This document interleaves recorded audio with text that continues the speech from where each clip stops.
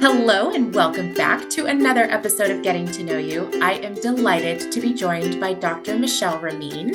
She's a pediatric dermatologist at Alberta Children's Hospital and clinical associate professor. She is currently chairing PeDRA's Meetings Committee. She serves on PeDRA's Scientific Advisory Committee and our EDI committee, and has been involved in many studies, and most recently was part of the team that developed our newest focus study group, Drugs and Bugs. Thank you so much for being with me, Dr. Ramien. Thanks so much for inviting me. Pleasure to be here. Thank you. So why don't you get us started by telling us about your background and how you came to pediatric dermatology? People always seem to have a really good story about how they ended up in pediatric dermatology, and my story is probably not quite as exciting. I did my training in Toronto and Ottawa in Canada, and when I was getting into my more senior years of residency, I realized that I really wanted to be in an academic position. I wanted to be someone who taught residents and stayed in the hospital and got to see like the really cool cases, and I knew that I liked solving problems. So I knew I wanted to be hospital based. And at the time, there was no pediatric dermatologist in Ottawa. And so I had kind of thought, well, maybe I'll do medical derm. And then I was talking to the division head about job opportunities. And he said, well, maybe you should think about pediatrics. And the really funny thing is that my program director, the program director from Toronto, even my first or second year of residency had suggested that I might want to do pediatrics. And it was not something that had ever really been, I guess, something that I thought about actively. It was just something that kind of happened. And then I did a few electives in pediatrics, and I realized I did really like it. And it was going to be an opportunity. It was going to be a real opportunity for me to be in the hospital and do what I love. So I took it, and I can't say I have any regrets.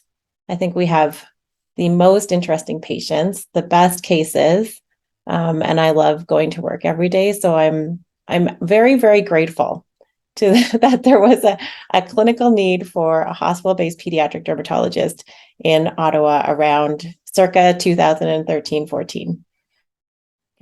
So I hear this almost all the time from our people, and I think it's why people go into research and academic medicine, is your drive to solve problems and figure things out. So talk to us a little bit about that. Have you always been that way, wanting to solve puzzles, or like what sparked that in you? That's a good question. I think I think you're right. It's probably thematic in our pediatric dermatology population, dermatologist population, I should say.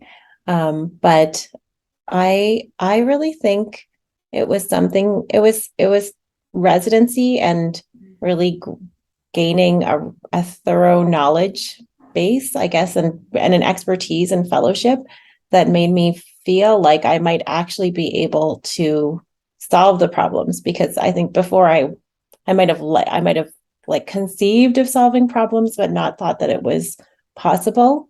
But then as a fellow and starting to be a junior staff, when you have the patient in front of you, there's no choice but to solve the problem. And then you realize that you actually have all of these resources and tools.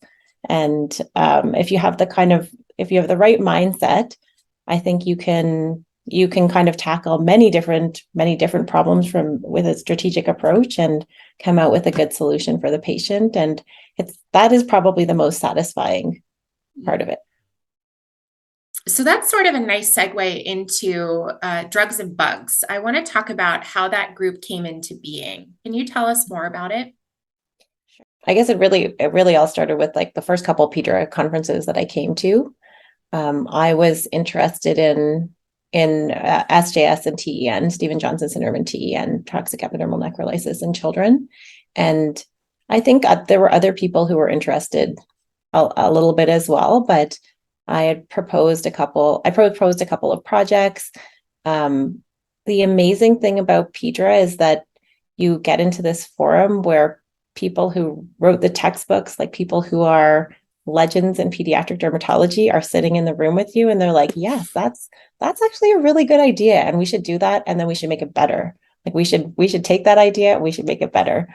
And so it kind of started with that. I did get a PeDRA grant to work on pediatric SJS and TEN, and that kind of evolved over time into, I guess, really a cohesive group of younger, or I guess you would call us mid-career investigators who are quite interested in predominantly the infectious triggered cases. And so we were finding that it was we were kind of a disease state that didn't fit in well with the other groups. We were housed under connective tissue disease for a long time, but it made it a bit complicated because some people who were interested in RIME, or reactive infectious mucocutaneous eruption, in our kind of study group were split into different areas. As you know, with the conference focus study group, coordination is very complicated. So we thought having a really focused focus study group that would give us the opportunity to discuss ideas, coordinate what we're doing, and really develop a network with other groups that might be working on the same things. Like, for example, the SPD inpatient group and then the Society of Derm Hospitalists group, I think, are also working in similar areas, maybe more in adult, but there's obviously some overlap with SPD in the pediatric population. So just giving us kind of a core group that can reach out, network, and really hopefully enrich and optimize the amount of progress that we can make in this area. Yeah. So, but it was not on me. I think I mentioned this in our pre-talk that I definitely can't take credit for it. There's a lot of people who've been involved kind of since the beginning, including Yasmin Kerkorian from Children's National, and Manelli Liu, and Irene Lara Corrales, Yvonne Chu. So many people have been kind of instrumentally involved in establishing this group. I just filled out the paperwork. I really love that, bringing in more focused study groups is such a great example of what PeDRA does so well, in that we can identify a need and then really rise to meeting that need very quickly. And, as you said, you were kind of part of connective tissue, but it just didn't quite fit properly. And so there was this idea of creating your own group. And then here we are with that group. And now you all, as you say, are able to network and really dive in on those specific things that you want to study and treat. So one thing you did mention, you talked about these groups getting together at our annual conference each year. So talk to us about the conference. It's coming up quickly in just a month now, which is hard to believe. Yes. By the time this airs, it'll just be a couple of weeks away. Okay. So tell everybody what to expect at the meeting this year. Yes. So I won't give away any spoilers, but it is going to be a really amazing meeting. And I think especially, I think this year we really thought our target audience is really every pediatric dermatologist who is teaching, who's doing research, who's kind of invested in advancing pediatric dermatology, because there's so much going on in the world right now, and there are so many external forces, and people are, I think, understandably a little bit burnt out. So we are really hoping with this conference, which is our kind of tagline is reimagining community, to re-inspire that sense of kind of purpose and meaning and connection that I think enables us to, put in those extra hours beyond our clinical work, or figure out a way to make research work in our lives.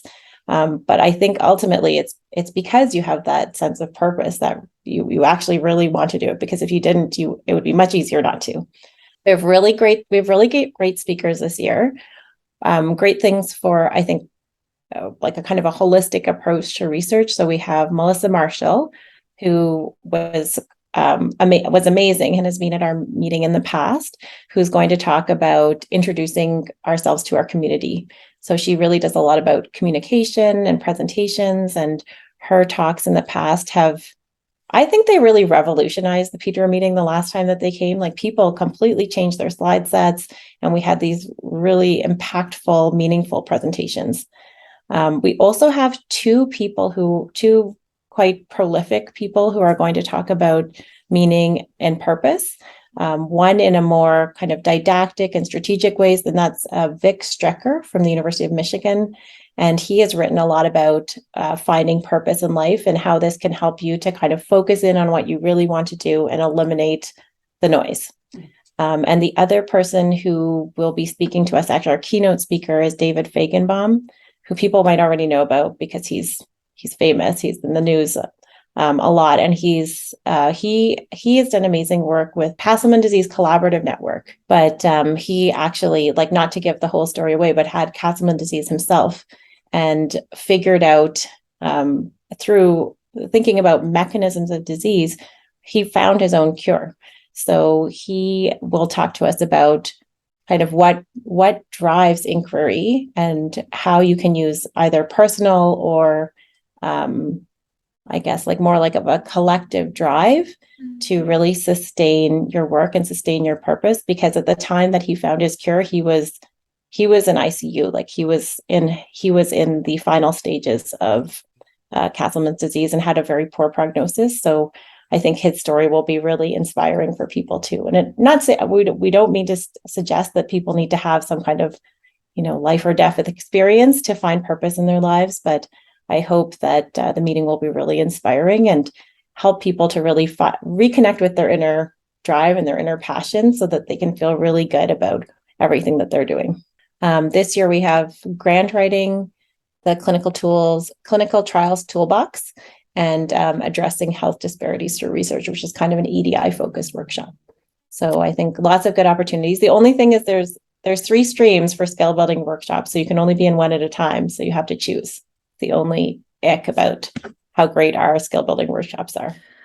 I'm so excited. I can't wait. It's going to be just so great to see everybody in person again, like Yes. number one. And I think this idea of reimagining community in a time where we all feel stretched thin is going to be really valuable and will fill us up again and give us some energy to get back out there. Yeah, that's true. I guess I overemphasized the actual program of the meeting, but I think one of the truly valuable things about meeting people again in person is that connection. And that there is something different about being together. There's this kind of like, I don't know, it's like a magic energy of being at the PeDRA meeting where you leave feeling like you can do anything.